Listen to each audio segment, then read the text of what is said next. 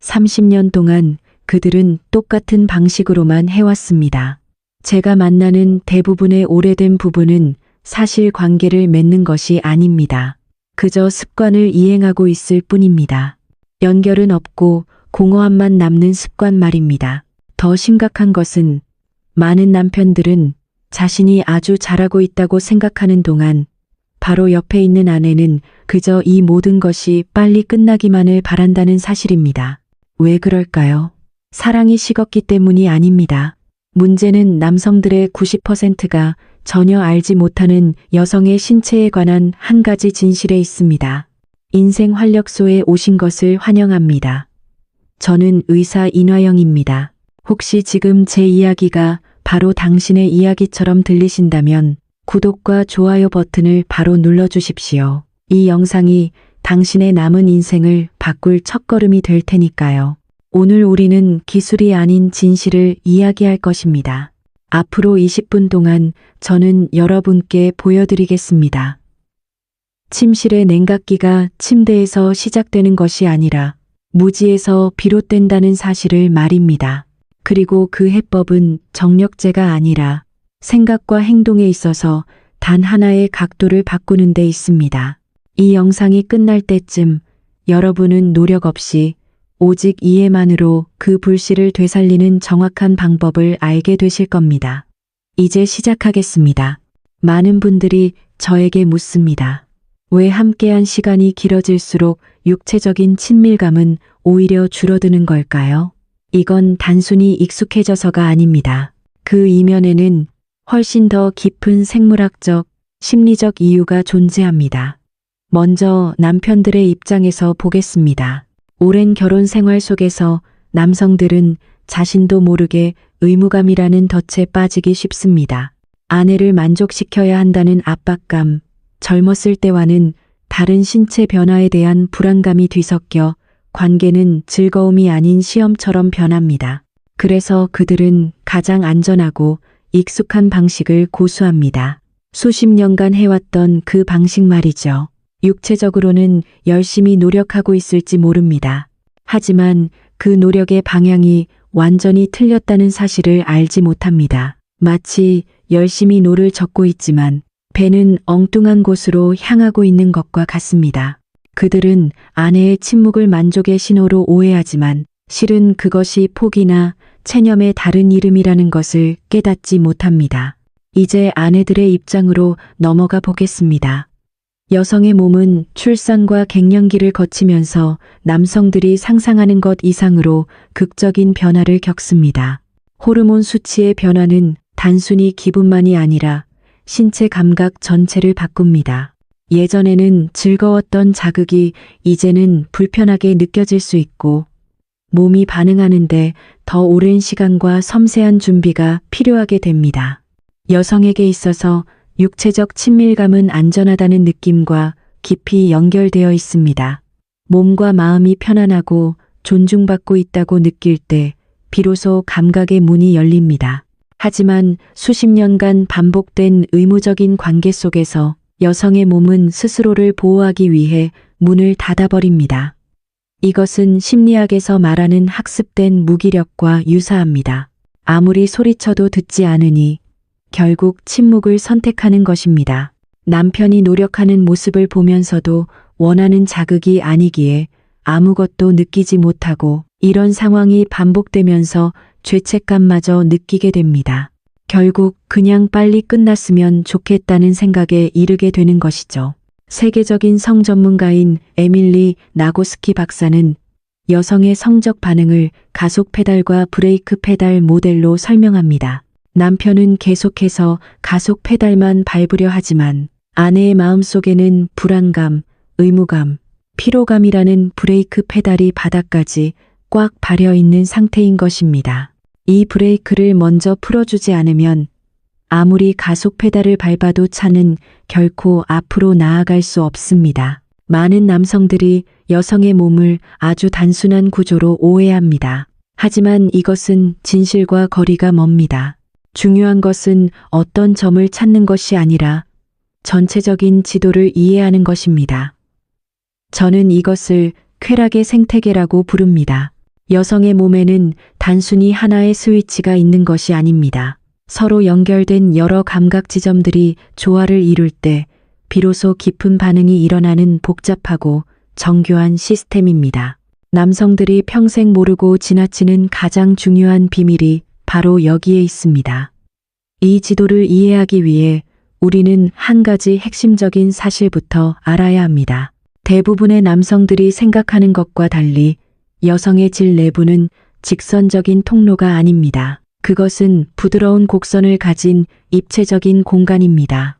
그리고 이 공간 안에서 가장 민감하고 중요한 부위는 놀랍게도 대부분의 일반적인 체위로는 거의 닿기 힘든 곳에 숨겨져 있습니다. 저는 의학적인 용어 대신 더 쉽게 설명하겠습니다. 바로 연결의 중심점이라 불리는 곳입니다. 이곳은 질의 앞쪽 벽, 즉 방광과 가까운 쪽의 깊은 곳에 위치하며 다른 부위와 비교할 수 없을 정도로 수많은 신경이 밀집되어 있습니다. 남성이 단순히 힘과 속도에만 의존하는 직선적인 움직임을 할 때 자극은 이 연결의 중심점을 계속 비껴가게 됩니다. 이것이 바로 열심히는 하는데 아내는 왜 반응이 없을까라는 질문에 대한 가장 명확한 해부학적 답변입니다. 남성들은 이것이 자신의 능력 부족이나 정력 문제라고 자책하지만 사실은 완전히 잘못된 지도와 나침반을 들고 길을 나선 것과 같습니다. 수십 년간 같은 실수를 반복하면서 남편은 자신감을 잃고 아내는 거짓 반응에 지쳐갑니다. 이런 악순환이 두 사람 사이에 보이지 않는 벽을 쌓아 올리는 것입니다. 그러므로 문제의 본질은 누가 잘못했는가가 아니라 무엇을 몰랐는가에 있습니다.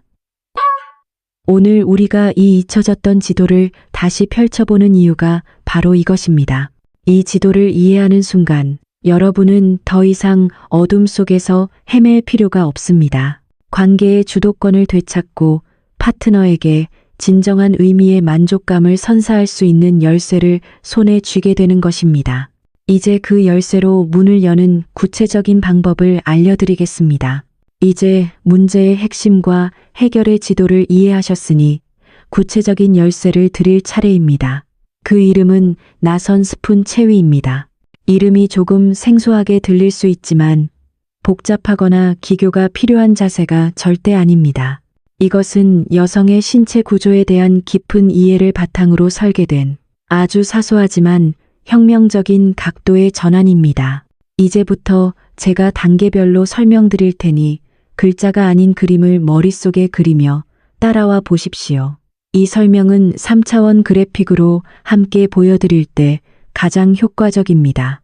첫 번째 단계는 아내의 자세입니다. 옆으로 눕되 그냥 일자로 눕는 것이 아닙니다.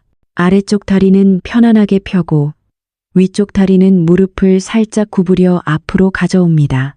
이 작은 움직임이 골반을 미세하게 열어주면서 우리가 목표로 하는 연결의 중심점으로 향하는 완벽한 진입로를 만들어줍니다. 마치 문을 살짝 열어 손님을 맞이할 준비를 하는 것과 같습니다. 이것만으로도 몸의 긴장이 풀리고 수용적인 상태가 되기 시작합니다. 이 단계에서 가장 중요한 것은 힘을 빼고 편안함을 느끼는 것입니다. 두 번째 단계는 남편의 위치입니다. 아내의 등 뒤에 자리를 잡고 몸을 밀착시킵니다. 여기서 핵심은 일직선으로 나란히 눕는 것이 아니라 아내의 몸이 만들어낸 부드러운 곡선을 따라 남편의 몸도 함께 나선형의 곡선을 만드는 것입니다. 서로의 몸이 마치 꼭 맞는 퍼즐 조각처럼 부드럽게 감싸 안는 형태가 됩니다. 이 자세는 서로 얼굴을 마주하지 않기 때문에 잘해야 한다는 심리적 압박감을 줄여줍니다.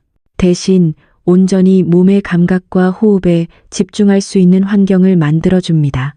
이 밀착된 자세 자체가 이미 강력한 교감의 시작입니다. 세 번째 단계, 이것이 모든 것을 바꾸는 지점입니다. 바로 움직임입니다. 움직임은 결코 빠르고 강한 직선 운동이 아닙니다. 꿀이 가득 담긴 단지에서 꿀을 뜰 때를 상상해 보십시오. 숟가락을 직선으로 찌르는 것이 아니라 단지의 둥근 벽을 따라 부드러운 곡선을 그리며 떠냅니다. 바로 그 느낌입니다. 남성의 움직임은 질의 뒤쪽 벽이 아닌 앞쪽 벽을 스치듯이 부드러운 곡선을 그리며 위쪽을 향해야 합니다. 이 미세한 각도의 변화가 자극을 정확히 우리가 목표했던 연결의 중심점으로 인도합니다.